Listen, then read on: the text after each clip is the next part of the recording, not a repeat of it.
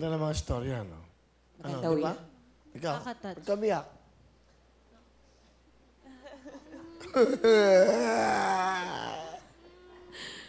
Ay, naku. Alala ko yung lolo ko. Tsaka yung lola ko, mimiss ko na. Tsaka yung mama niya, nainggit lang ako. Kasi sa kanya may nag-aalaga ako. Never ko naranasan na alagaan.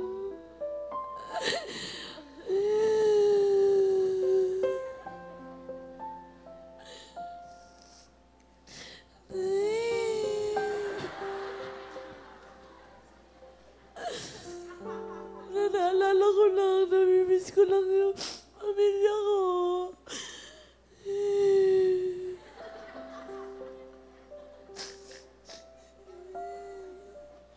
Hindi, si Ipon ho kasi lumaki sa lolo't lola niya. Wala silang kasama, siya nag-aalala sa lolo't lola. Nasa Angono sila, medyo layong lugar. Nakikitulog siya minsan kay Elaine, minsan sa kanya mga kaibigan, dahil wala silang bahay sa Maynila. 2 oras so ang biyahe, lagi lang siya nakakamotor. Angkas. Nagbabayad siya ng 350 sa angkas. So para makatipid at hindi siya mapagod, mapabuyat, na nagte-taping, nakikitulog lang ho siya. So siguro namimiss yung lolo't lola niya kasi hindi niya naaalagaan. Yan. Ano message mo sa lolo't lola mo? Hindi mo sila nakikita.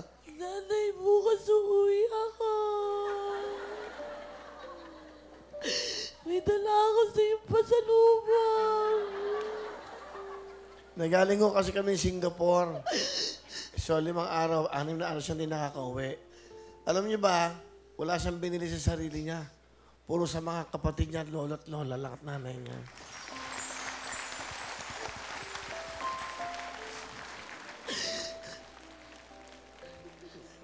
Bayan tubig, baka takihin to dito. Ay, nakawil. Okay ka na. Hindi kasi siya umuwi eh. Kasi na-miss niya yung lolo niya. Siyempre, doon lang ako lagi dati. Tapos ngayon, di nakakauwi. Namimiss ko na sila nanay, tsaka si tatay. Oo. Parang gusto mo na pumunta sa langit. Ha? Hindi pigilan ko kasi umiyak. Umiiyak pa din ako. Pahatid nyo na lang to para makauwi. May dala siyang pangpasalubong, di ba? Hindi mo naman kaya sa motor yun. Aangkas ka ba? Dahil mong dala. Pati ho doon sa airport, kinuha lahat yung mga ano doon, pagkain, nilagay sa bag. Bakit mo ba kinuha lahat? Sabi kasi, libre. Siyempre, dagdag pa sa lubong din nyo. Binigyan ko kayong pera. Hindi ko po kasi lahat binili. Gusto ko po kasi mag-ipon. Siyempre, hindi naman nga pangapabuhay ako dito. Gusto ko makapag-ipon ako para kapag kailangan nila nanay. Kasi hindi naman sila pabata. Kailangan na iya ako. Gusto ko makatulong pambiling gamot nila.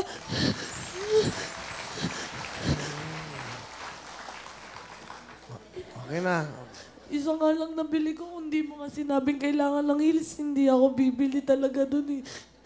Binili ko nga, masikip pa sa akin eh. Kasi ayun lang yung sale eh. Alam nila yun eh.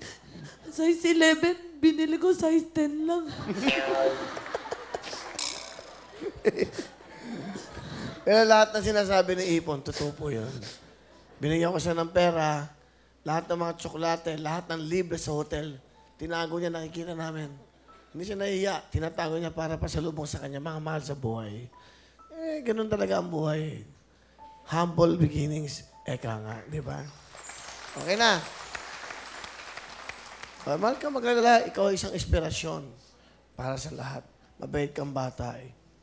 Tawag nga nila sa akin, modus eh. Bakit modus? Kasi pag bibili silang pagkain, hindi ako bibili. Iingit lang ako.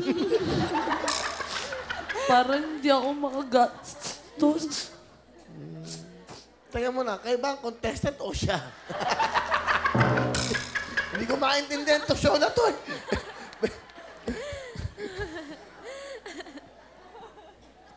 kasi isa lang naman ang mga pinagmula natin. Lahat naman tayo nagdaan sa ganyan. Si Hipon po ay totoong lahat ng sinasabi niya. Maniwala kayo sa amin. Nakikita namin. Tama yung ginagawa niya. Iniipon niya yung pera sa lolo't lola niya. Kasi siya ho nag-aalaga sa lolo't lola niya. 3 lang sila magkasama sa bahay. Sinasabi niya, Esquami, totoo po, nasa squatters area sila. So, ganun ang buhay. Nandito naman kami sa iyo para, ba, andyan si Elaine, love na love ka. May pangalawang, simula napasok po ako dito, may pangalawang pamilya na po ako.